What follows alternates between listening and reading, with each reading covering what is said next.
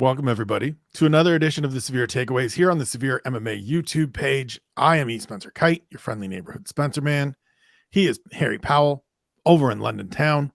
We are here to discuss UFC Vegas 69 from Saturday, closed out with an absolutely breathtaking, absolutely breakthrough performance from Erin Blanchfield in the main event against Jessica Andrade.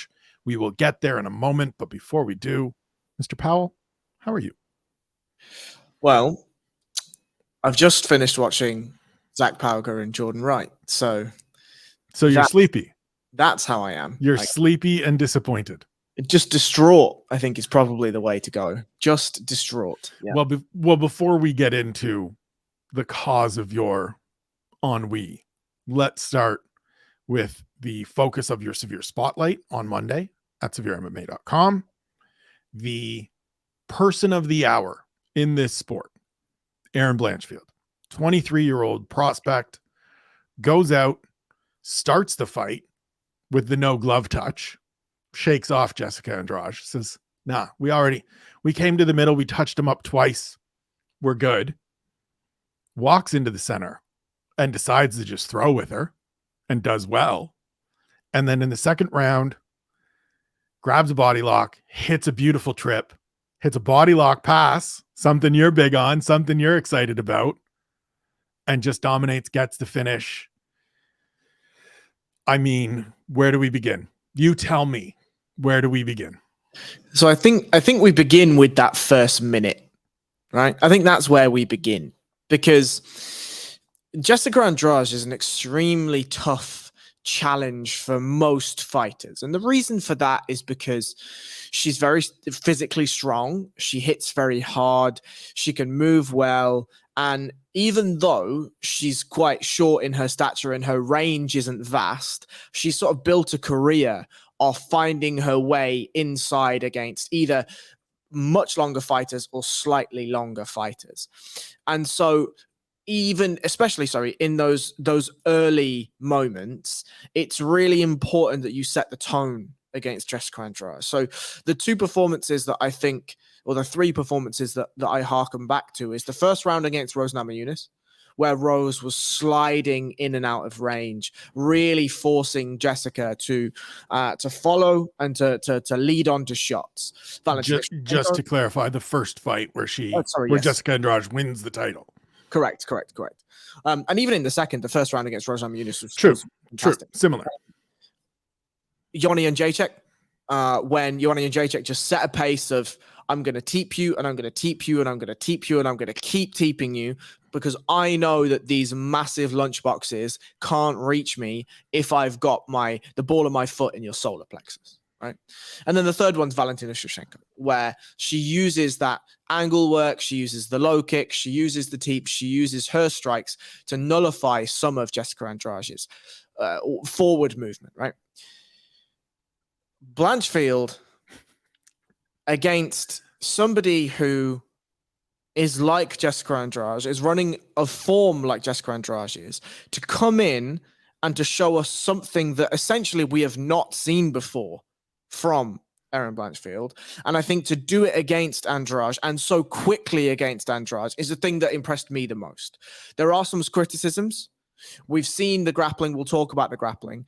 But the thing that astounds me the most is how she can come in and inside a minute dictate range, find the timing, land her 1-2s, make Andrade respect her own power, her own technical prowess, to be able to not get clipped in those early exchanges inside a minute, when Andrade is the most fresh and the most dangerous, arguably.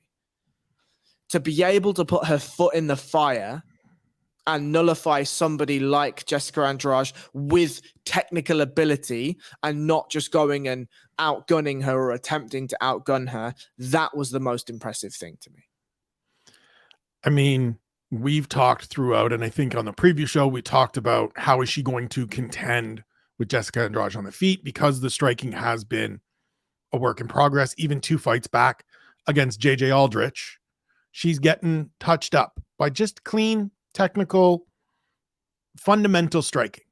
Against Molly McCann, as we spoke about on the preview show, she said, I'm not even going to bother. I'm just going to put you on the ground. And yet here, she had figured out, they had dissected within a very short amount of time, because this was a short notice fight.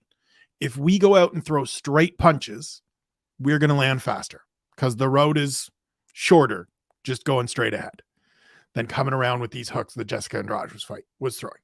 There were moments, and you touched on them well in your severe spotlight, that Jessica Andrade lands. Part of the impressiveness for me is that Erin Blanchfield deals with all of that stuff. Like the poise of this young woman at 23 years old against one of the most dangerous fighters in this division, or in women's MMA for that matter, to just understand, okay, these are coming. They're going to hurt. I'm going to catch a few, but I'm going to fire back. I'm going to look to clinch. I'm going to do all of it. Felt like I'm going to do the majority of the right things at the right times. And for somebody that's 23 to be processing those things and making those decisions is really breathtaking. Yeah, I one of my sort of the tweet that I put out as I watched Sunday morning was about adherence to game plans. And like, there is a very fine line, but like Dominic Cruz, when he was, good at commentary, one of the things I really liked about listening to him was he talked to you as if he was fighting. He talked to you as if, oh, this person's just made this read, or this person's just made this read, and I've clocked it because they're making this reaction. And that insight was just golden, right? Absolutely invaluable. And as a fighter, there is, I think, a really fine line between understanding your game plan, believing in it, sticking to it, but then making adjustments to it as the fight goes. And if the worst happens, and you and your team for the last 8 weeks, or, for Blanchfield, a couple of weeks notice, 8 days. Yeah. If that game plan is completely wrong and you've all entirely misjudged it, being able to switch completely on the fly.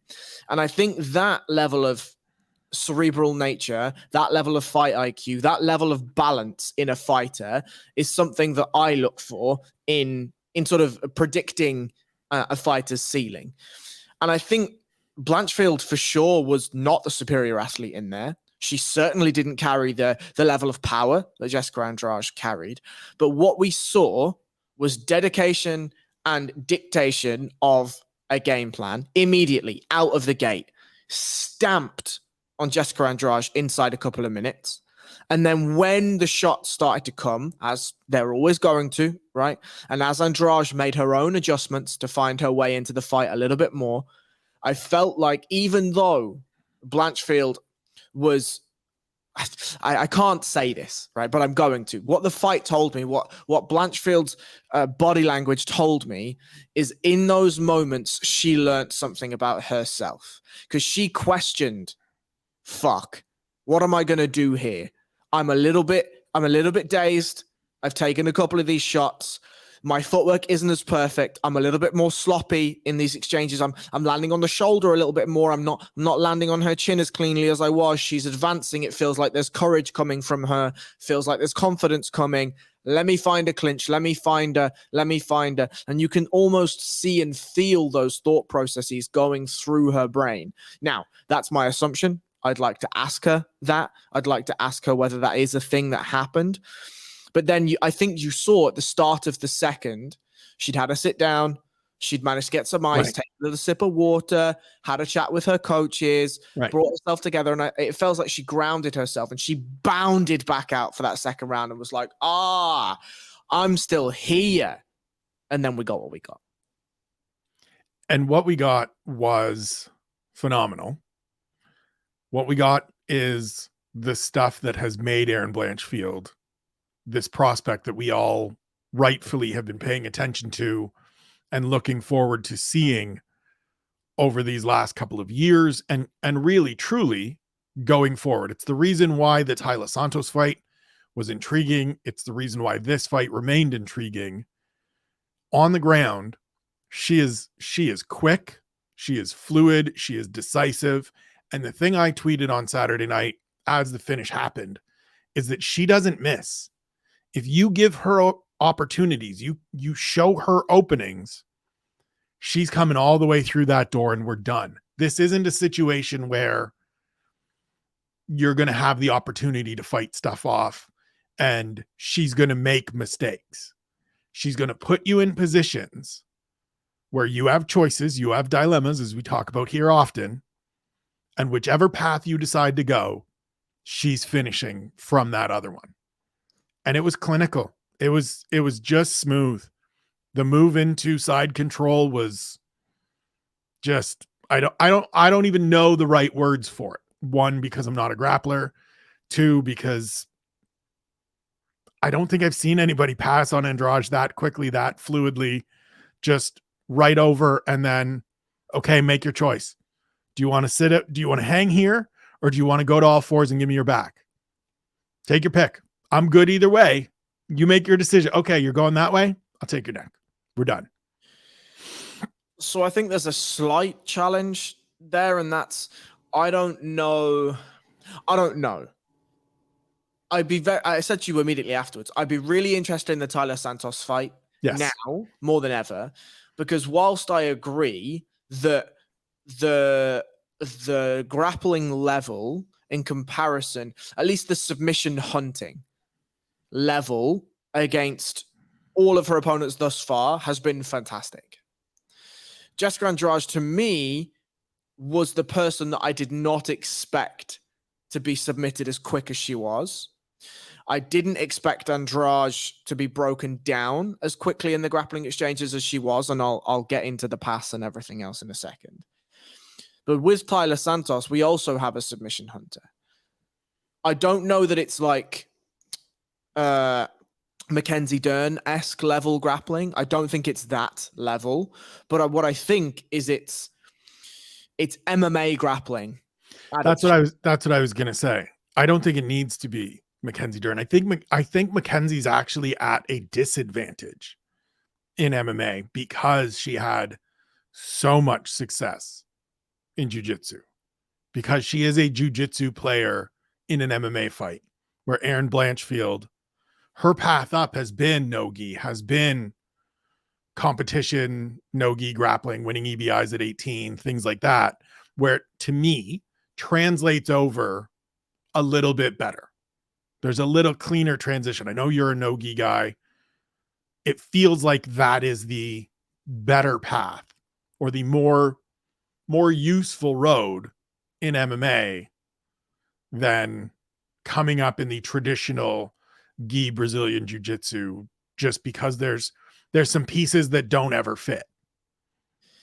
Yes, I think there's a debate to have, because even in straight grappling, there is something about the battles, the micro battles that you have in the gi, specifically if you're a top player, where it's so easy a lot of the time to have your base off balanced, and then immediately you're in a defensive cycle of defending sweeps or defending chokes or defending this or defending that or defending the next thing.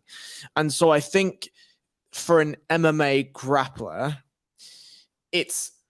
I've said this for a long time, that the gi and no gi and then MMA grappling are entirely different sports. Entirely different sports. When I'm playing guard, no gi, at the moment, I'm playing around with like essentially a no-gi spider guard, which is in the gi, you grab both collars, you put your feet on the biceps, and you're using like the arms like levers. I'm trying to play something similar because it gives me access to K guards and reverse de la Rivas and de la Rivas and all this types of stuff. In MMA, I'm immediately getting punched in my face. Right? Right. Because there's no easy wrestle ups from there. There's no easy get ups from there. Right. My knees are on my chest. I am completely supine. And so that just is not applicable in any way, shape, or form to MMA grappling.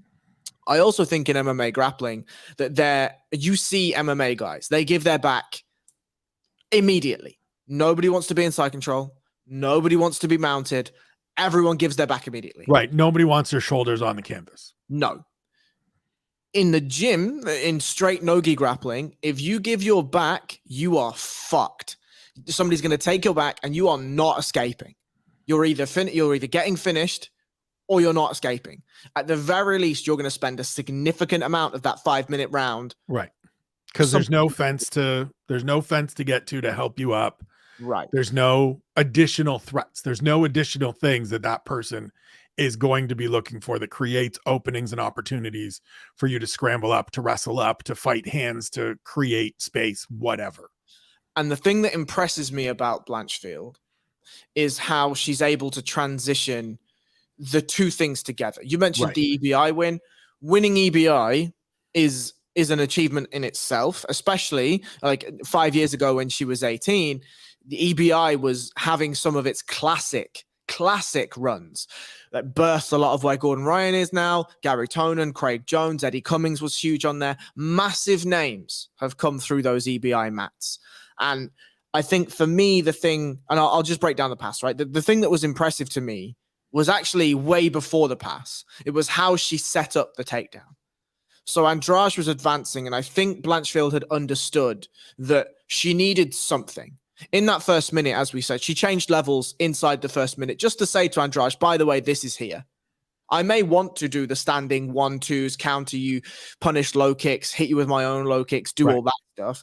But you have to remember, I have this in my bag. I just need you to understand that there is something else. There's another dynamic that you need to be thinking about when we're striking and when we're in this fight. Andrade was advancing, as I say. Andrade has a method of squaring her hips up quite a lot when she's striking, because that's how she generates power. She brings her back leg with her for those big hooks. Blanchfield did such a good job of angling off, and forcing Andrade to continue to square her hips up. As she did square her hips up, Blanchfield ducked under, got a really nice double. Andrade, because she's a powerhouse, just drags Blanchfield up in the middle of the cage, which is not something you see very often. Blanchfield then goes for her underhook, finds an inside trick because she knows Andrade has to step, hits the takedown. We're immediately perpendicular to the cage. Andrade's head is essentially on the fence, but not quite on the fence, sort of lying very close next to it. And Blanchfield has gone from a set of over-unders, which you can still body lock pass from, and Andrade has managed to pull her own arm out, which is sensible if you're defending body lock passing. Erin goes for essentially like a loose body lock. Generally in body locking, you're going to be either going at one hip. So you've either fed your arm all the way through to what's called a tight waist, and you're creating an S grip generally on the far hip. That basically means you're passing to whichever side your long arm is through to. Or if you want to have options, you can put your hands in the middle of your opponent's spine. And obviously it's very hard for them to break that grip because they're literally lying on it, right? Blanchfield then does a couple of really intricate things. And I'll say this now. I'm very, very shocked at how poorly Jessica Andrade defended this entire sequence. That doesn't take anything away from Blanchfield applying it. But for Andrade to be wearing a jiu-jitsu black belt, she needs to know what's going on here. Absolutely needs to know. So Blanchfield lands in this sort of double butterfly position. She immediately takes her left knee and places it on the top of Andrade's right foot. The reason for this is when you're body lock passing, you need to do something called splitting the legs. Splitting the legs essentially means you can drive one of your legs in between your partner's legs, and it takes away the ability for them to get to close guard, right? Close guard is the easiest method for you to retain some form of guard in a body lock exchange, unless you can get to half guard, but let's not deviate too much. From that leg split, it allows Erin Blanchfield to drive her weight onto one side and step over the first leg of the knee, over the left knee of Andrade. Here, we're essentially now in a smashed out half guard position with no knee shield. With that body lock pull, though, she has full control over the hips of Andrade. Now, she opted to go for like a loose sort of gripping where she's just hugging at the hips with her elbows and her hands. But she immediately goes from that pin on the right shin to splitting the legs to passing over. From this position, this is where I would expect the fight to come from Andrade. I expected her to look for an underhook. I expected her to maybe look for a lockdown half. Maybe at the very worst, just try to hold onto that leg. So Blanchfield would have to tripod up and free it, and that would give Andrade some space. She did none of that. Blanchfield just hip switched, popped that left leg immediately over to side control. And you could see Andrade like, fuck. Andrade got both of her hands inside the side control to allow her to bridge Blanchfield's shoulder pressure off slightly. And again, the reaction was odd. Why not look for an underhook? Why not look to get to dogfight and wrestle up? Instead, she picked up the shoulder pressure of Blanchfield, sorry, and just turned immediately. And the thing that was then impressive to me about the finish is how Blanchfield just drapes her right arm over the shoulder of Andrade. I think Blanchfield expected this to be a far tougher exchange than it worked out to be, and she was looking to set up a seatbelt. She then drove her right knee behind the cage, so in between Andrade's hip and the cage. That then means that if Andrade can't move her hips to the cage, she likely can't move her back flat to the cage, which means there's back exposure, right? And then Andrade just sort of does nothing. And Blanchfield kind of hung out, yeah. Hops on, gets the choke, no hooks by the time the choke is set, gets her hooks together, flattens Andrade out, and we are done here. Like, as you say, the cerebral nature to understand that the sequence isn't going how she expected because the defensive mechanics just aren't coming right back. The things that I think are going to come back aren't coming back, so let's just skip through them and keep going until we get stopped. 100%. Let's accelerate this sequence. We're not doing 1 to 10. I'm skipping 5, 6, 7, and 8. Right. I'm just smoking this We're bitch going out. 4, 9, done, celebrate. 100%. Like, the takedown, I think, was the most impressive of the whole thing. Beautiful. And it was just because she's using footwork to lay traps and to lay traps to then get her in a position where she is the most comfortable. She knew that the initial table was going to fail, I think, because she didn't have full control of the hips of Andrade, but she didn't need it.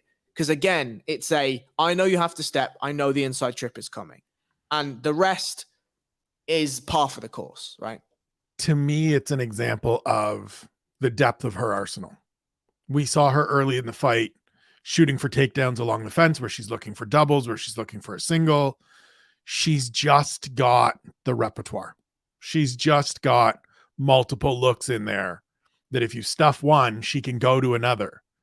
And if you stuff that one, she's still got a third and a fourth, and she's confident in all of them. There's no panic in her.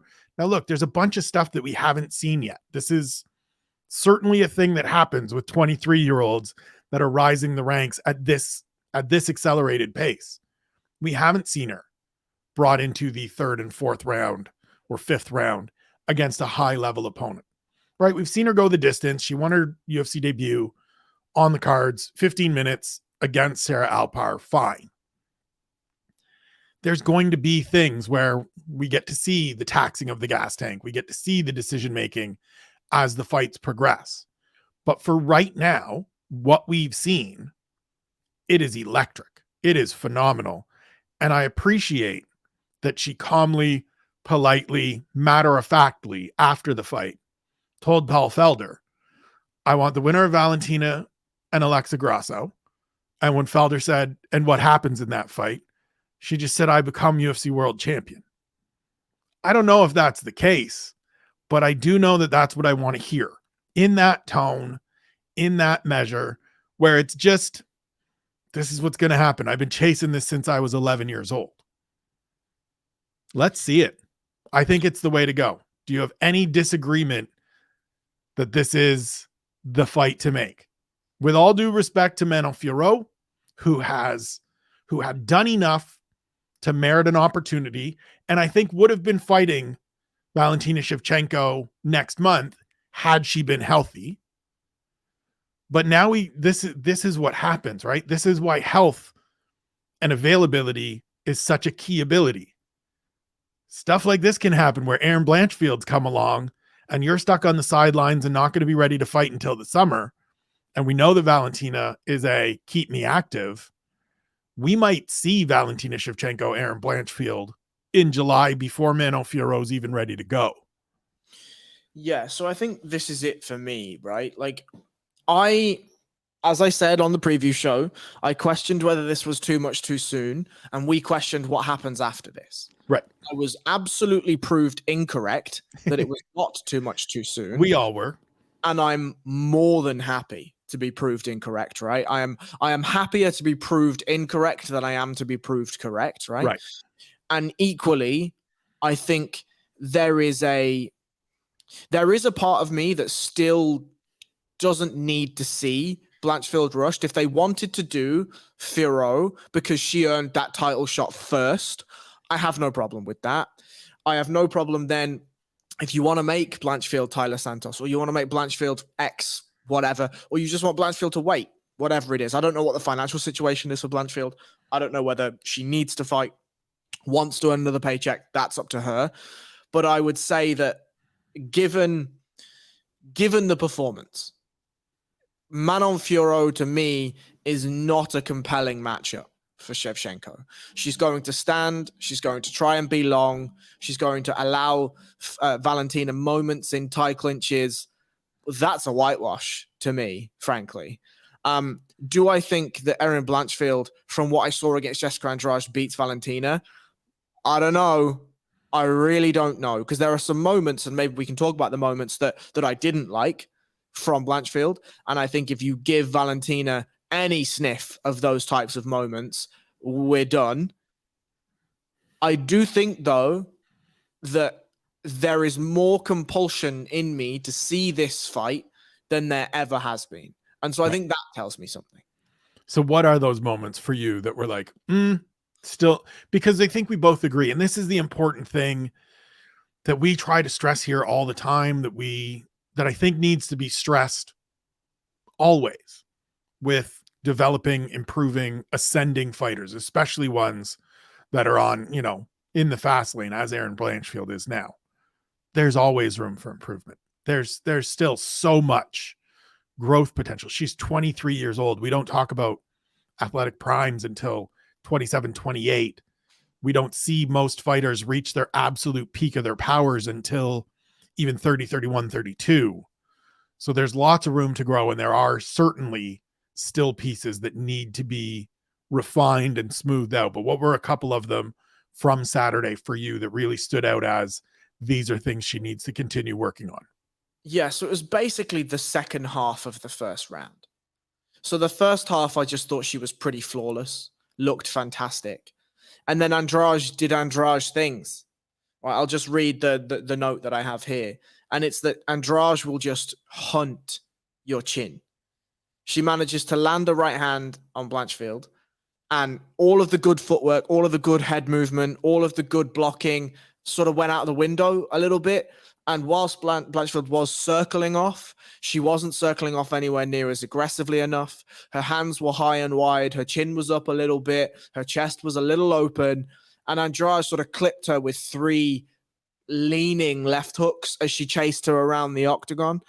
And whilst they weren't crazy power, they certainly didn't wobble her drastically, and she did manage to find herself a clinch for a hot second just to gather herself in that stem moment. Those tides, yeah. And stem those tides, right?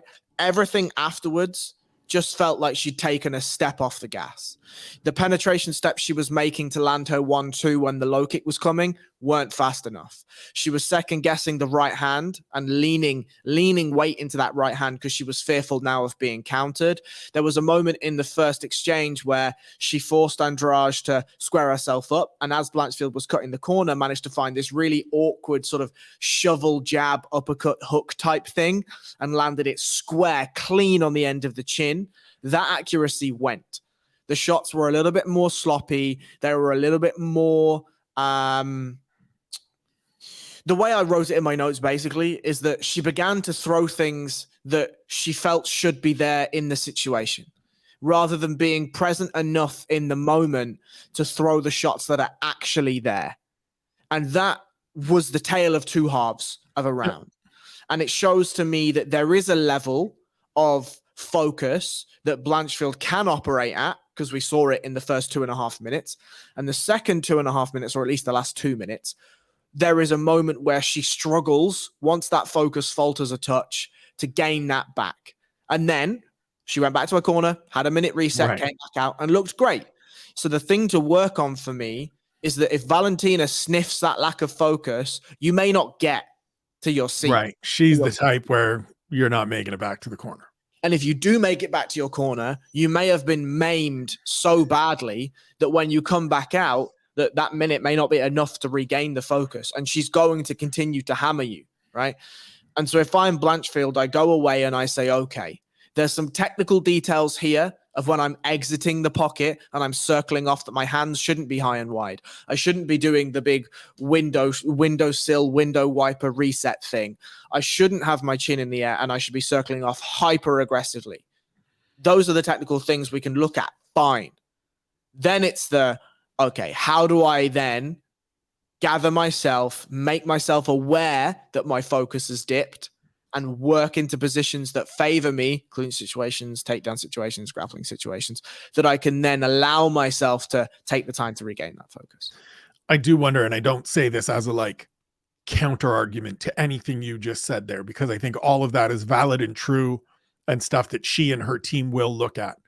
I do wonder what that first 90 seconds of success, 2 minutes of success, and it going as well as one could hope in this spot, if there's just a little bit of that, oh my God, this is going great. This is going great. Where your body then goes, shit, I got too excited. And now everything's a little now we hear it all the time, right? The arms get a little bit more heavy. You get a little bit more labored. Just things take a little bit longer to throw. And in this sport, in these situations, those little half beats are enough that it's the difference between, as you're saying, the things landing correctly and making the right decisions and it looking sloppy and forced. So I wonder if that's a little bit of, right? Because every fight before this, even JJ Aldrich, where it's not going well to start, there's no moment in that fight where it's, I can't compete with this woman. It's just, fuck, I can't get around this jab. I got to figure a way around this jab. And when she gets there, she gets there. Every other fight has been, I'm the dominant athlete. I'm the better fighter. And now she comes out and it's a question to start. And it starts with, holy shit, I'm getting the better of Jessica Andrade on the feet. I wonder if there's just a little bit of that. Now that she's been there and she's done it, we've got that part out of the way. And the next, listen, you go in there with Valentina Shevchenko, she's still going to punch you in the face. There's still going to be moments where you're going to have to be like, oh shit. But I wonder if that adrenaline dump of it and that emotional exhaustion of it is now behind her. Because I think what it told me is that it was just a lack of experience. And that is something that you try to work out against a Tyler Santos type. 100%. Because we've just gone from JJ Aldrich, and JJ Aldrich is a good fighter, but we've just gone from good fighter to elite level fighter with absolutely nothing in between. Right. And that to me was with Molly McCann in between. Right, but good fighter, fighter to elite fighter, nothing in between. We've gone from veteran test to doorstep of title shot. Right. In three fights. And that's why I liked the Tyler Santos matchup, because we have a possibly elite fighter, don't quite know yet, because we've had a couple of performances that look fantastic and a couple of performances where there's questions. And the Tyler Santos performance would have told me a lot more. Now, I don't think we're going to see that matchup unless until a title shot has happened, right? I think Aaron Blanchfield has made enough of a splash, mostly because this card was horrendous for the most part. But Tyler Santos Aaron Blanchfield made enough of a splash to vault her name into that position. And if you're Valentina Shevchenko, I'm like, well, what has Fiorot done to really make me get up and make me be like, fuck, this woman is coming for my title? Blanchfield's just gone out there and absolutely destroyed Jessica Andrade. Beat Andrade quicker than I did. Right. And then comes out on the mic and as nonchalantly as if she was being asked what's for breakfast, has said, yeah, I'm going to fight that woman with the blonde hair. And I'm going to take her title. I'm going to go home with some new gold and stuff, you know? That to me is a way more interesting proposition. We talk, and I don't want to derail this anymore, but we talk about Johnny Bones Jones and the last couple of performances of his light heavyweight career. And it's like, we saw OSP get fucking flatlined by some random dude. I know Philippe Lins isn't the random dude, but you know what I mean in comparison. John Jones goes out there and looks average against OSP, the guy with no jab. And it's like, if I'm John Jones and I'm the John Jones, I'm like, yeah, I guess I'll fight over the same Peru, right? I mean, I guess. It was supposed to be X. Now I get this guy. Sure, fine. Right. And then if it's like, oh, by the way, here's Francis Ngannou or here's Cyril Gagné, that is something of like, I'm going to get out of bed because this guy might fucking flatline me. Like, there's a very, very different proposition there, I think. And for sure. That's where the compulsion comes for me, I think. One last thing on this before we get out of here, and I have a piece coming out tomorrow on OSDB Sports about this, so we won't super belabor it. But it's interesting to me, and it's a thing to me that has always been near and dear to how I approach covering the sport, how I approach talking about these athletes. 14 months ago, people were caught off guard by Erin Blanchfield. They were surprised by Erin Blanchfield coming in and dominating Miranda Maverick the way she did. And I said to you yesterday, as we were talking about this piece that I have coming out and just the general approach to prospects and rising stars when it comes to this sport, that I think we're lacking. I think we miss. I think we wait until athletes are somewhat established, whether that's inside the octagon or on social media. We wait until there's enough buzz for them to then start talking about them and then tell people that they need to be paying attention. And I think it costs a fighter like Erin Blanchfield, who isn't flashy, who isn't all up on the IG, and you know what I mean by that, and isn't out here calling people out, that people then aren't really paying attention the way they are to some of these athletes that are all up in the IG and calling people out and creating the drama show, as Gennady Golovkin would like to say. And Gennady Golovkin, my apologies to Triple G. I think it costs her because I think it means that people aren't paying. I think there weren't enough people paying attention in those first two fights. I think there still were people that weren't paying attention in the JJ Aldrich fight. I think Molly McCann certainly got more, but I think some of that was because Molly, we saw her walk out. We saw them walk out at Madison Square Garden or the theater where they did the weigh-ins, and Molly got a bigger pop than the Jersey girl, Erin Blanchfield. And I think that's because Molly has gotten the greater media coverage through her association with Patty and Barstool. And I just think it doesn't happen in other sports. In other sports, we recognize these fighters. We recognize these athletes like Erin Blanchfield that show that elite potential at a very early stage. And at the absolute least, we say you have to be paying attention. It may not work out, but you have to be paying attention from second one because this might be special. And I wonder if we've done her and others like her a little bit of a disservice that she is not a bigger star and bigger name and bigger draw than she is right now as a result. Your thoughts? Yeah, you and I, as you know, slightly absolutely disagree on this. I with Erin Blanchfield specifically, I can completely understand how you go from being this supposedly unknown fighter, and again, there's an element with which at SevereMMA, when you were doing Keyboard Kimura, what you do for the .com pieces, what you do for OSDB Sports, if you were following any of that, you would have heard Erin Blanchfield's name before. This is my third severe spotlight on her. So it's not like I haven't been watching this lady and writing about this lady for a while. But there isn't... Go on. No, I'll let you finish. There is, I think, a part of this where, and we've talked about this on Speaker's Corner, we've talked about this on lots of different other platforms, MMA isn't like soccer or football, as we call it over here, right?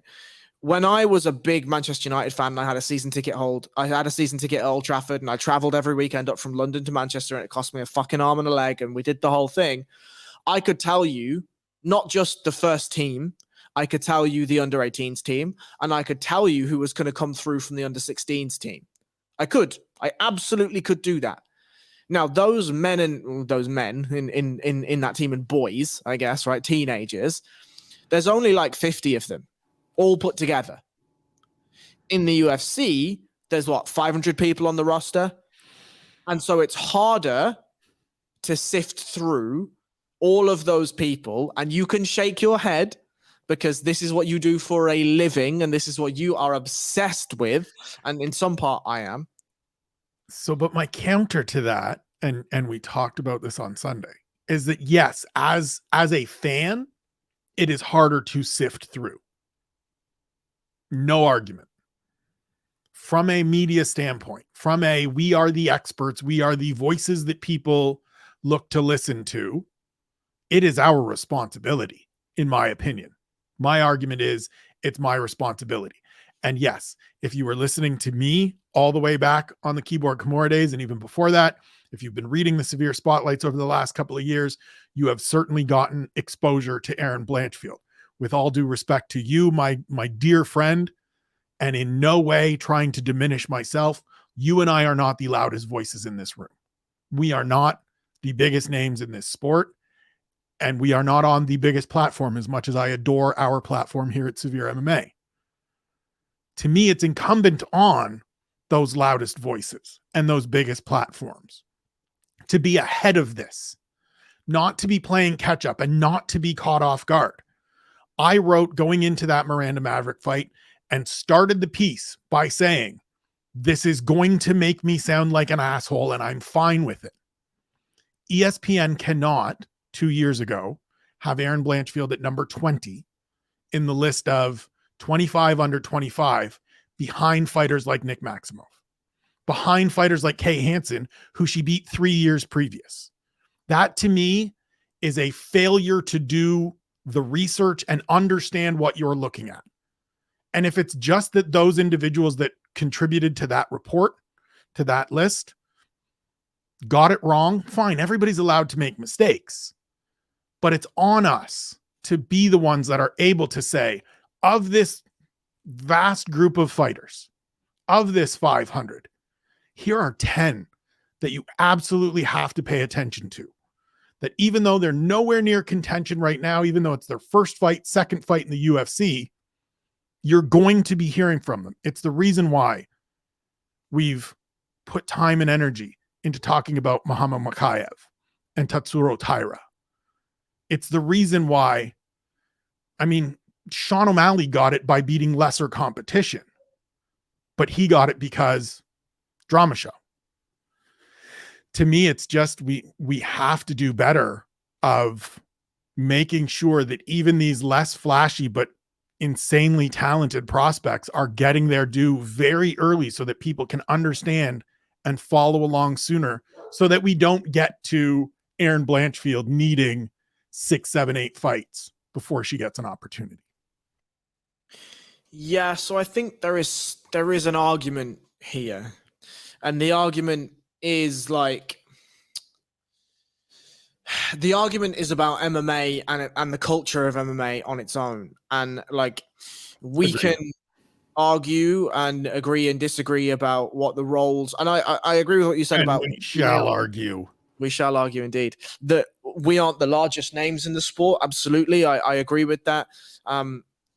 But the thing that I hearken back to, right, is that we're not that hard to find though. And the reason why I say that is because if yourself or Shawnee tweet out during the fights, more often than not, your tweets make the broadcast. And so if any fan who reads those tweets, because I read those tweets, right? Because they come up, right? At the start of the second round, the start of the third round, start of the fourth round, start of the fifth round, whatever it is, you'll get a tweet pop up, and it'll either be a judging tweet or it'll be a Dustin Poirier tweeted about Jim Miller saying Jim Miller's a fucking legend, right? That was the tweet. That was it. That's all that was needed. And I read it and I was like, you know what, Dustin Poirier? You're fucking right, you know? And those tweets, I think, are a way for people to be sent to creators, content creators, media members, personalities, all of this stuff. And so if you are even remotely watching a UFC stream, you've seen at Spencer Kite or you've seen at Sean Sheehan BA. And if you direct yourself to those Twitter profiles, you're going to see some of my work, some of your work, some of SevereMMA's work more globally. And so I don't know. I feel like you're right. We're not the biggest voices. None of us are on ESPN. None of us are on MMA fighting or whatever. All of us are just talking to our 28,000 subscribers. Thanks very much, by the way. And we're saying what we say, but I don't feel that we're so undiscoverable that, I don't know. I don't know where I'm going with this. Really. No, I understand. I mean, listen, it's probably a thing that I need to unpack with my therapist of why it bothers me so much, but it does. It frustrates me. I will be writing about it. Please check it out on osdbsports.com tomorrow. Shouts to Huxley getting into his couch position as we record. Let's move forward. So the severe MMA takeaways for UFC Vegas 69. Zach Pauga fought Jordan Wright on Saturday. That's really about all there is to say. We said on the preview show that the thing that was maybe not even interesting, the thing that I wanted to see about this fight was, could Jordan Wright have greater success by going up in weight, no longer making that weight cut? Didn't seem that way. What does Zach Pauga look like returning to light heavyweight? He had fought previously at light heavyweight prior to going into the Ultimate Fighter House, where he got knocked out in the finale by Mo Usman. Looked about like he looked prior to going into the house. And would he come out and finish Jordan Wright, because Jordan Wright is the guy that gets finished? And he didn't. And to me, that speaks volumes.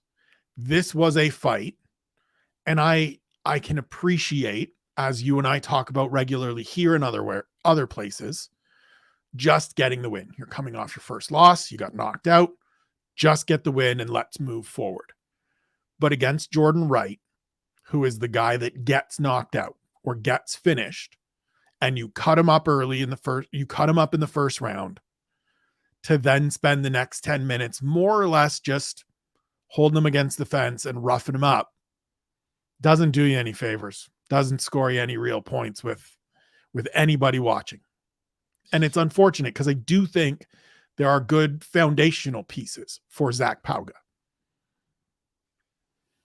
It takes a lot for me to really shit on a fight, right? Because I try to watch fights from is this effective? Not necessarily, is this entertaining? But what are we doing here that is being effective? Right. This was a shit fight, though. Like, it was bad. It wasn't as bad as some others that we'll talk about on the card. But if I'm Zach Pauga, he did a great job of using that underhook and that head position to then eventually land some shots, land some knees, land some whatever, and then tugging on that underhook to create some space for himself and landing elbows. Great. Fine. What else we got? Yeah. We got a takedown. Have we got even the slightest committance to an outside trip or a table or a back body lock or a something? We got anything. It was just like Jordan Wright had his back against the fence, smiling like a fucking idiot, blood dripping down his face, as Zach Pauga just underhook battered him for 15 minutes, essentially. In the open space, there were some interesting exchanges, but it was Jordan Wright throwing high kicks, Zach Pauga either taking them or moving out of the way, landing his own shots. It was rough. It was really rough to watch. I didn't learn anything about either of them other than I wouldn't mind if both of them were cut, to be honest. So to me, the thing that makes that performance so difficult for Zach Pauga, and again, get the win, get the victory, your hand is raised, all good points, is that it doesn't get any easier going forward. This is the one where you get the chance to show out, because everybody from here on out is better than Jordan Wright. And so either you've got to continue leveling up and going forward, you've got to start showing us some new things. Or we just found out in light heavyweight fight number 1 where both your ceiling and floor sit. Yeah. And look, you can get by being this dude, being who you are. We'll talk about a gentleman in 2 fights that has had a prolonged UFC run by not doing a whole heck of a lot of anything really. But I was looking for more. I was hoping to see more, and we didn't. So we move forward. Jamal Pogues gets a unanimous decision win over Josh Parisian. Before we get to the fight, I need your opinion, good sir. Several people, anytime Josh Parisian steps into the cage, make the point of tagging me and saying, look, it is the Spencer Kite doppelganger, Josh Parisian. I need your assessment. I'll move the mic out of the way. I will give you a Josh Parisian in the corner look, and you tell me. You and Josh Parisian are 100% the same person. Right. Like, I'd Fine. say, like, 100%. Like, every time I watch that dude fight, I'm like, wait a minute. As I said on Saturday when my good friend Nick Baldwin of The Score tagged me, my beard's a little tighter. Hair is certainly longer. He's got a couple of pounds on me, but not as many as I would hope. And I'm a little bit more polite. Other than that, yeah. Same dude. I feel like if we were to personify the way that you would fight, I do feel like it would be a little bit like Josh Parisian in that in moments he looks really good. Like he genuinely looks like he knows what he's doing. And then he gets taken down and then it's really hard to deal with on the ground. Just constantly gets back up and can do the counter grappling and can do the counter things. And then sometimes he's just a heavyweight, you know? Yep. And that to me, if I can just dive right in, that to me was actually the most annoying thing in this fight, right? Is that he's good enough to not get battered. Yeah. And then doesn't do the battering himself. Right. Like, right. This was good matchmaking. Pogues looked good, hit some beautiful takedowns, some really nicely timed stuff, some really nice technical takedowns from heavyweights rather than just, timbering on each other. And like, I appreciated a lot of the work from Jamal Pogues. But Parisian always just does a good job of keeping his knees and his elbows connected, finding his way to turtle, stripping hands, making sure hooks don't come in, and then getting back up to his feet. And fundamentally quite sound. Fundamentally quite sound. And the way he moves his feet when he's striking in open space for periods of those rounds was really good. Like, he actually moves like he knows how to fight. And then Jamal Pogues is like, how about a takedown? And he's like, go on then, I suppose. Right. And also, the only thing I'll say, Jamal Pogues looks pissed off the entire fight. I do think he is. I think he is a man that if you know his backstory, if you look into his backstory a little bit, has dealt with a lot outside of the cage. And he fights with that as fire. He had his parents in the building on Saturday. That certainly motivated him. Additionally, you and I both noted ahead of time, and Jamal Pogues used to fight at light heavyweight. I think, listen, getting down to light heavyweight is certainly an ask because I think he weighed in at maybe 240 on Friday morning. So it's a big number, but we see Tanner Boser is making that move down, has over the course of his UFC career, dropped some pounds, will be fighting at 205 next time out. I would like Jamal Pogues a little bit more at 205. He'd be even more interesting to me at 205 than here at heavyweight, but he's still interesting. I agree 100% because it feels a little bit to me like Jalton Almeida, right? Yeah. If you don't, and that is wild. I've just caught myself saying something crazy. Not in terms of what they've done and the athleticism, but in terms of if I don't have to go down, if I don't have to cut, why would I bother? Right. But I think for Jamal Pogues, the effectiveness of his game would be catastrophically more effective at light heavyweight than it would at heavyweight. Agreed. Because there are some times where those big bastards will just say, nah, I'm not going down. Yeah, they can do the things that Josh Parisian did of just clamber their way back to their feet and do all the right fundamental things. And you're just not physically strong enough because there is that 20 pound, 30 pound weight difference. that changes things. How much or how little would you like to say about Marcin Prachnio and William Knight? I mean, I'll say a couple of things. The first, and I will start with this.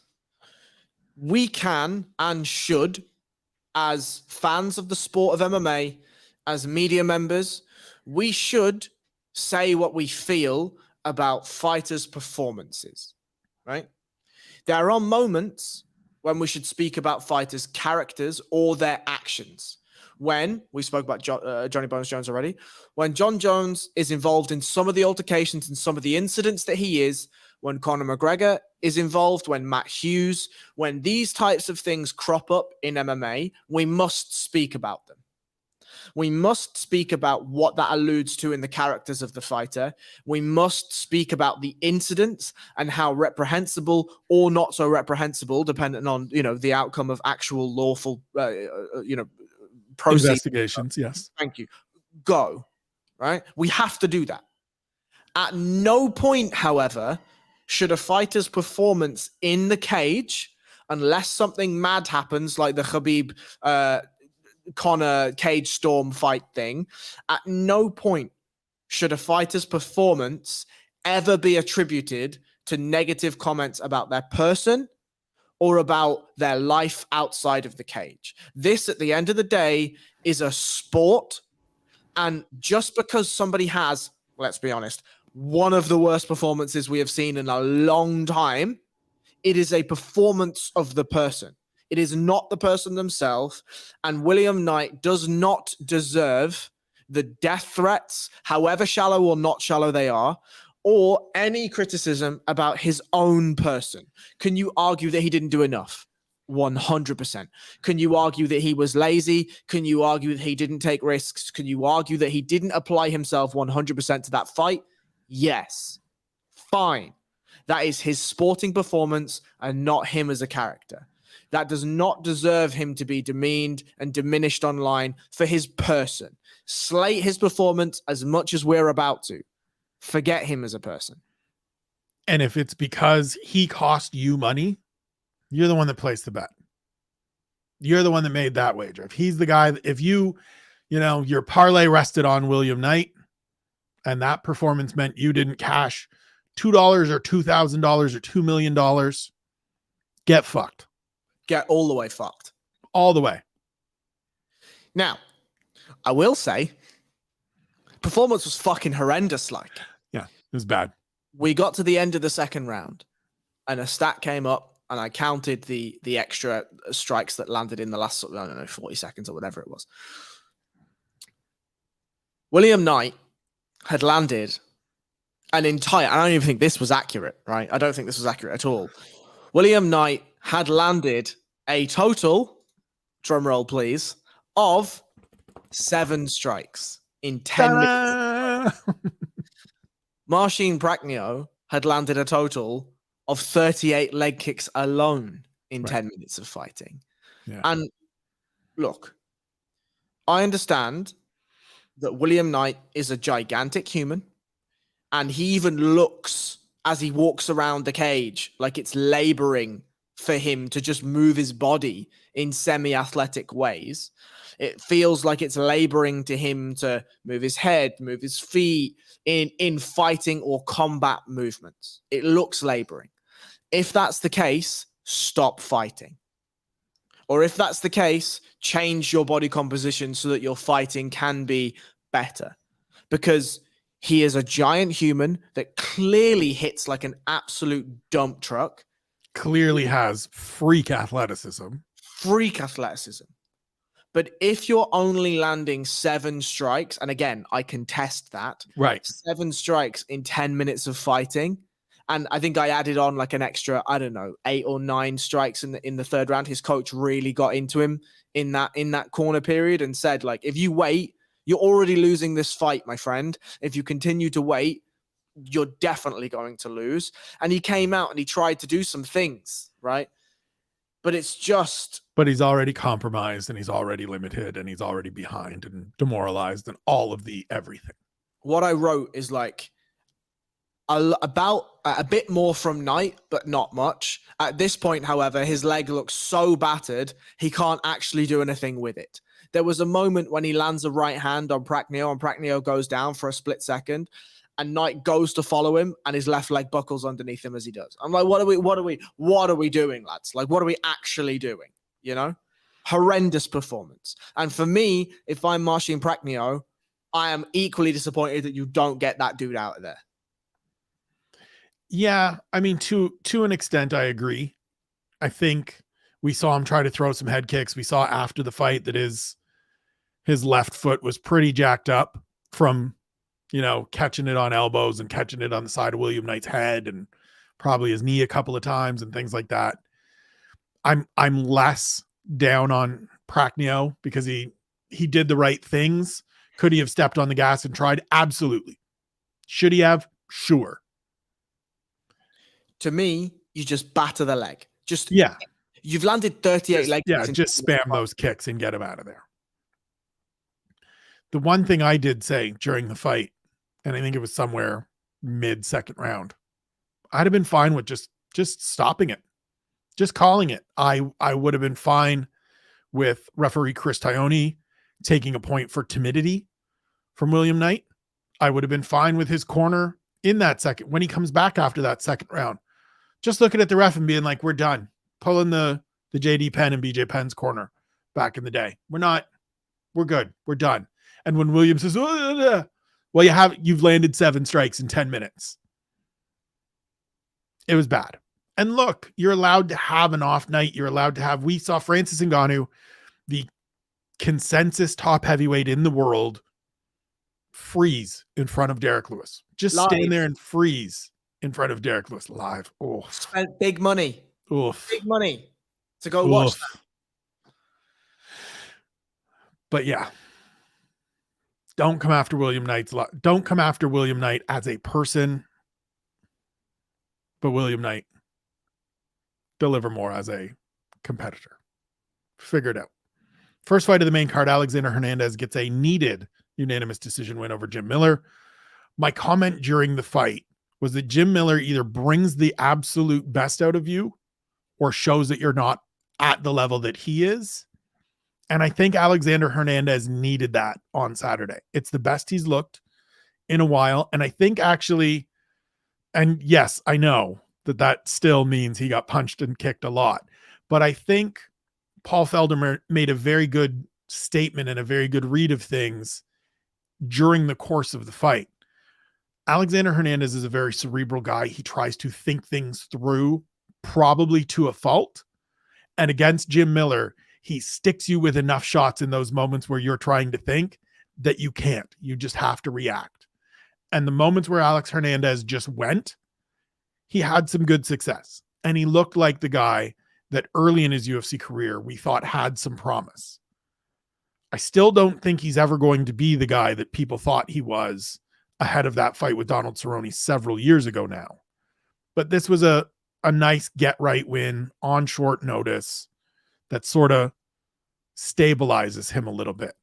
And listen, as a diehard Jim Miller fanboy, I can sit here and be like, yeah, well, get fucked, Alex Hernandez. You shouldn't beat my guy. But it's a solid enough performance to get back in the win column. Well, I don't think I agree at all. All right, let's hear it. What I saw was in that first round, and I saw a bunch of people score that first round for Jim Miller, and maybe I was watching a different fight, but I saw Jim Miller get tagged a lot. Yep. And there was an eye poke, and it certainly seemed like the eye poke caused a bit of swelling around the eye, and then some shots were landed and whatever. But I saw an Alexander Hernandez that looked like he was showing his ceiling. And his ceiling is not much higher than Jim Miller. Now, that is nothing to take away from Alexander Hernandez or Jim Miller. In the second round, Jim Miller, I thought, showed that he's quite a limited fighter in modern MMA. He is extremely tough, extremely durable. He knows exactly the pockets to go and when not to go. He knows the shots he can take, the shots he can't take. And he does a really good job of navigating those waters. And it just made me smile at how you've got this much younger, much more athletic, much more powerful fighter in front of you, but you can somehow, through thousands of hours in the gym of being in front of these types of guys, and whatever it is, 16 days in the octagon time, right? Like all of that together allows you to navigate these sorts of waters. And then the third round, massive left hand from Jim Miller. Yes, he takes some shots early in the round, but massive left hand, jumps on a gilly for a little bit too long, manages to reverse the position, has Alexander Hernandez's back, and almost is finishing him, right? That choke, yes, it wasn't chest to back. Yes, it was over the jaw, but for a moment, he's got a good enough squeeze that it looks like he's got a good enough squeeze that Alexander Hernandez, trust me, was not having fun in there. Now, there was something that happened. It looked like Jim winced at something. Not quite sure what happened. And then the position changed. And for the last 10 seconds, Hernandez was certainly landing big shots on Jim Miller. But I was not impressed with Alexander Hernandez in comparison to some of the things that we have seen. For me, being cerebral and thinking through things is fine. What you should be thinking is, I've beat this dude up pretty bad in this first round. I should be putting my foot on the gas in this second and really stamping that home. And then again, if I can't get him out of there because Jim Miller's tough and whatever, I should be absolutely doing the same thing in the third. I didn't see it. So I think so in saying that I think this is a good get right win for him, doesn't mean I think his ceiling is infinitely higher than it is right now. I have said throughout this Alexander Hernandez run, since those 2 wins early, that I think people got way too high on this kid, way too fast. And we've seen that up to this point against better competition. And this is not to slag Jim Miller, who I adore. He gets beat, right? We saw it in the Billy Q fight. Started well, got beat. It's just the way he fights. I don't think he's got the gas to fight the way that you're talking about. Come out, hurt him in the first, and then stay on the gas in the second. I think he has I need to keep myself measured because I'm going to make mistakes and I'm going to get caught and I need to be. And so that certainly limits him. That certainly limits his upside. And if people are waiting for Alexander Hernandez to be a top 15 fighter at lightweight or at featherweight, where he says he's still going to go, I hate to break it to you, it's not happening. Jim Miller remains the perfect veteran stalwart in this division that is happy in his place, content to do what he does. I really hope we get him to UFC 300. Yeah, I was thinking as I was watching this that I don't need to see Jim Miller in these types of fights. And look, this was a lot closer than I think many people thought it was going to be. Agreed. And almost he proved me right in that third round. In the preview show, I said, if you slip up, he's going to catch your neck. And when he catches it, you're done. Like, I thought we were going to see Jim Miller navigate those waters like the veteran that he is. Now, he didn't. That's fine, whatever. But this was not a clean-cut 30-27, let's go home, Alexander Hernandez trucks Jim Miller performance. Yeah. This is one of those ones where that score is deceiving because every one of those rounds is close. Yes. And so if you want to, now the other problem is there aren't a ton of guys who are at the Jim Miller type level where they're super veterans, still want to stick around and have a couple of bangers, but there's not many. But I'd like to be very careful with how we select Jim Miller's fights in the next, because there's going to be 2 or 3 fights until we get to 300, right? So I would be very careful as to how we select Jim Miller's performances going forward.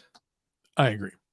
We move to the prelims. We'll buzz through these a little bit quicker. Nazim Sadikov gets a 3rd round TKO win over Evan Elder. A clash of heads causes a gigantic cut over Evan Elder's eye. Doctor stops it. It's a good competitive fight. It earns fight of the night honors. It's a good first win for Nazim Sadikov. It's a quality showing in a disappointing defeat for Evan Elder back down at lightweight. Just a solid fight. Just a fun, happy to see more of each of these guys going forward. 100%. They will be action fighters in this division. I think the ceiling is limited, but you want to give me action fighters, I'm in. Yep. I think the only thing for Elder is he was the one that was leaning with his head the most. And so that needs to come out of your game immediately, because it was very unfortunate for the clash of heads to happen how it happened. But you don't want to be doing that over and over, because the way that opened to me That's happened before. Yeah. And that's happened Right. before. That's happening again. Right. And very unfortunate, but the doctor made the right call. That was 100%. a horrific cut. Half of his face was open. And yeah, we don't need to see that carrying on at all. Agreed. Mayra Bueno Silva gets a second round submission win over Lena Landsberg. Third straight win since moving to bantamweight. This to me, so we talked on the preview show about Mayra Bueno Silva being a fighter that will take what you give her, but isn't necessarily going to go out and take what she wants. And I think we saw that 100% in this fight. It was competitive-ish in the first round and second round. Lena Landsberg finally works back to her feet towards the end of the second and is like, you know what? We've only got 30 seconds left. I'm going to come back in here. And oh, by the way, I'm going to leave my knee out. And Mayra Bueno Silva was just like, great, thanks. I got my submission win. See ya. It wasn't great. Yeah, I mean, so I like when they annoy you. It's actually like, I wrote here, it's very disconcerting how poorly Landsberg takes body and leg kicks. It looks as though when she takes those kicks to the body and takes those kicks to the leg, her reaction is almost so severe in comparison to what we see from most fighters, where she really aggressively picks that leg up when she takes that kick, or she really tucks into those body kicks when she takes them. It's as if they are really hurting her, really visibly hurting her. And then, okay, she gets taken down, she gets her back taken, and she does all of the right stuff most of the right stuff to force her way back to her feet, forces her way back to the feet. And the frustrating part of that was that generally what you are taught, and in the very, very seldom amount of MMA training that I've done, you're taught that you address somebody supine with your hands out and you try and make grips of the feet first. Right. And then you approach with the feet.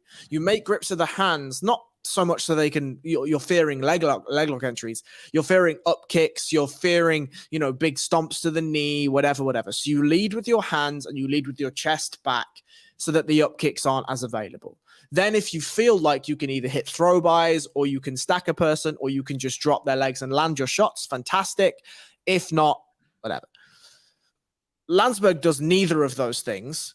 She just walks to the side, allowing a K-guard entry, and K-guard entry has been made famous in ADCC's last 2 ADCCs ago, 2019, with Lachlan Giles in the absolute.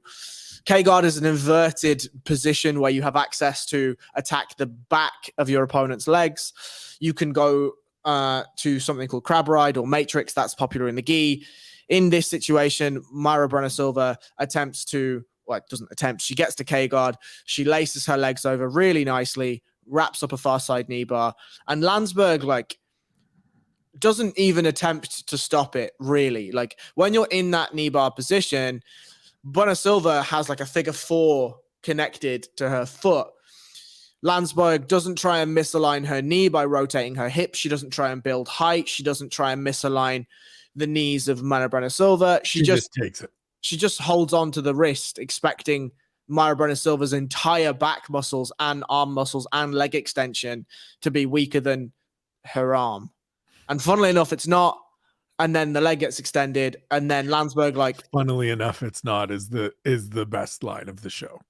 Just shite. I used to really enjoy Landsberg fights because they were competitive and they were interesting, and she had a never die attitude. It's time now. Yep. It's time. 40 years old. Go hang out with your daughter. Was a good career. Thank you very much. Thank you very much. We appreciate you. Off you go. Jamal Emmers gets a unanimous decision win over Hussein Ashkabov. It was the performance that I think we needed to see. The question for all of us going in was, is this guy that's 23-0 legit? And Jamal Emmers, despite being just 1-2 in the UFC, as they talked about throughout the broadcast, had fought some good competition, was going to be a very good test. And we saw very quickly that Jamal Emmers is better than Hussein Ashkabov. I still think there's certainly room to grow and to build from this for Ashkabov, who was coming off a near 3-year layoff. But this was This to me was the opposite of some of those prospects that we aren't high enough on. This was, we were a little bit more excited than probably we should have been. And we found out real quickly that, yeah, he's not as good as Jamal Emmers. I think it was a competitive fight. I think that what we saw, and this is no knock necessarily on Askabov, but we just saw that throughout Jamal Emmers' career, he's just fought a higher caliber of fighter. Because you could see that in certain moments when Askabov took Jamal Emmers down or when there were grappling exchanges, Emmers was like, oh, I just don't accept these positions. Right. And I know the things to do. Not even I know the things to do. I'm going to do the things that I know how to do in order to either get back to a neutral position, try and turn this to a counter, so I'm now in an offensive cycle, or I'm just going to get back up, right? Whereas Askabov expected, it felt, Emmers to just stop and concede bottom position. And then eventually, as Askabov's gas tank started to sap, I think there was a mentality moment that we saw when he conceded bottom position and went to close guard and was looking for things.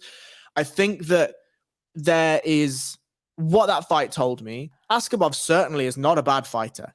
There were certainly moments of competitiveness in there. His wrestling looked fine. Some of the ways that he countered Jamal Emmers' counters were really brilliant. I had a lot of fun watching some of those grappling exchanges.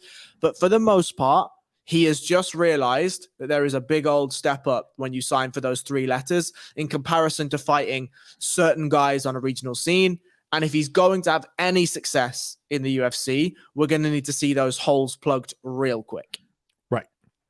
Philippe Lins gets a 49-second knockout win over Ovin St. Preux to move to 2-0 since moving back down to light heavyweight. It's a good win. It's a perfect example of I've got you hurt and I'm not letting you off the hook.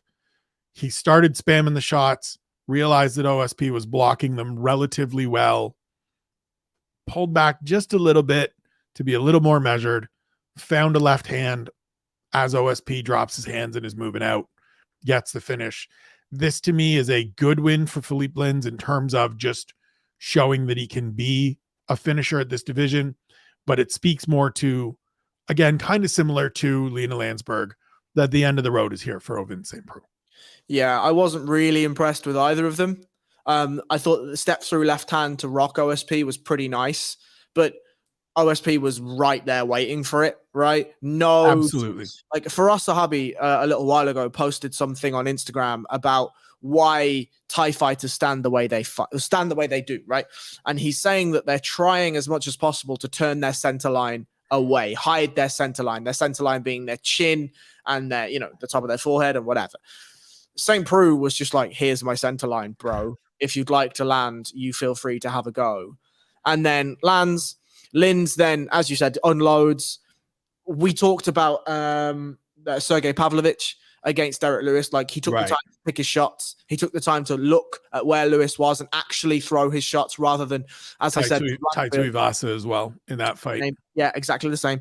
Like, other than Blanchfield, when she was slightly more dazzled, it was I'm going to throw what I think should be there rather than what's actually there. That's what Lins did to me. He just threw a ton of shots. OSP was taking them all, wasn't able to throw back or counter or really get out of the position, but wasn't being finished. And then as OSP then makes the dumbest thing ever, which is essentially turning his back to Lins with his hands down for some reason, and then looks back to be like, is he going to try and follow me? And there's just this big old lunchbox of a left hand waiting for him. What are we doing? Yeah. Rough. Welterweights, AJ Fletcher defeats Themba Garimbo, a guillotine choke, 97 seconds into the second round. It gets the ghost in the win column after 2 competitive losses to Matthew Semmelsberger and Angelosa. But there's not a lot to take away here for me other than this is about the level where AJ Fletcher belongs or kind of tops out. Because he made some mistakes, but he's a little more athletic. He's a little more powerful and was able to capitalize on that by getting that finish. So the guillotine finish itself was quite nice. Yep. He made some nice adjustments. He did all the right things. To me, what this spoke of, and I don't mean this in any disrespect whatsoever, you can see why he is such a good training partner for Dustin Poirier. Yeah. He knows everything to do He Right. just doesn't have the ability to do it at the elite level. Right. Whereas if you want to roll with a guy that's going to give you a ton of reactions and he's going to be really hard to hold down, and you want a tough Right. round and he's going to get in your face, that's the guy you go touch hands with, or you grab him by the shoulder and be like, let's do this one. Right. That's what this is. Like, AJ Fletcher is probably UFC caliber, but about this level of UFC caliber. Right. If not, he is fighting for titles on your CFFC type local promotion. He can have a blast in LFA. Right. And sometimes, like, there are going to be people, and he made a big speech afterwards about, like, oh, everybody's saying I'm undersized for the division and height and reach and da da da da da da da da. Fine. I actually agree with him, right? We, at times, the playing the like reach advantage thing is overblown, because it is how you use it, right? If it was just about reach, it is just about reach, then Stefan Struve is the heavyweight champion, and away we go. And that wasn't the case. But there's also the reality of some guys are just limited, and some guys are meant to be LFA champions and permanent contenders and just staples at that highest level on the regional circuit. AJ Fletcher feels like one of those guys. It's a good win. It buys him more time. Great. In the opener, Clayton Carpenter gets a first round submission win over Juan Camilo Renderos. Carpenter's a kid that I'm interested to see more of. He's 26. He's undefeated, comes from a good team, fundamentally sound, looks like he's got some power and some strength to him. He's got a little bit of, I said it on Saturday, he's got a little bit of that Patrick Bateman American Psycho to him, which is always interesting to me. This is a good win. It's a good finish. Let's give him a step up in competition and see who he is. Yeah. I mean, like, modern MMA, conceding close guard, not my favorite, really. Yeah, he locked up a triangle pretty quick, pretty nice. And Ronderos did things to defend, not fantastic things, but things all the same. And then, yeah, Carpenter, when he gets to his back, is done very quickly, and that was nice. But I don't know. It feels to me similar to AJ Fletcher that, yes, he's big for the division, very big, looks well muscled, looks good size. I imagine he's got a pretty fucking horrendous cut to get there. And I don't know. I don't get the feeling when I watch somebody that I'm interested in necessarily. It looks to me like a young enough guy who's come through and does not so modern MMA things. And so we'll see. Yeah. Is the answer. Yeah. Listen, this isn't me racing to put him alongside Tatsuro Taira or Muhammad Makayev as like the future of the division. Indeed. It's let's get him in there with a, veteran dude. Like, I'd like to see him in there with Malcolm Gordon. Let me see what he does against a experienced, skilled veteran. That'll answer some questions for me. Yep. That's it for UFC Vegas 69. We move forward. Next weekend, UFC Vegas 70 from the Apex, headlined by Nikita Krylov and Ryan Spann, also featuring the return of Andre Muniz against Brendan Allen. We get the actual return of Tatiana Suarez after more than 3 years away, moves up to the division to fight Montana De La Rosa. Some interesting names on this card. We will be back here to discuss it next Tuesday on the Severe Takeaways. Please follow everybody that contributes to this site on Twitter. Follow the Patreon, SevereMMA.com/pints, the best URL in the business. Well worth the price of admission. You get loads of stuff from all the team, including Speaker's Corner, the big show, the old triangle, this show when it posts as the audio version. So go check that out. Follow Mr. Powell at BJJ_Harry Powell. Follow me at Spencer Kite. Please know that we appreciate your viewership, your listenership, your support, your following. We love you. We appreciate you. We thank you for watching. And we'll see you next week.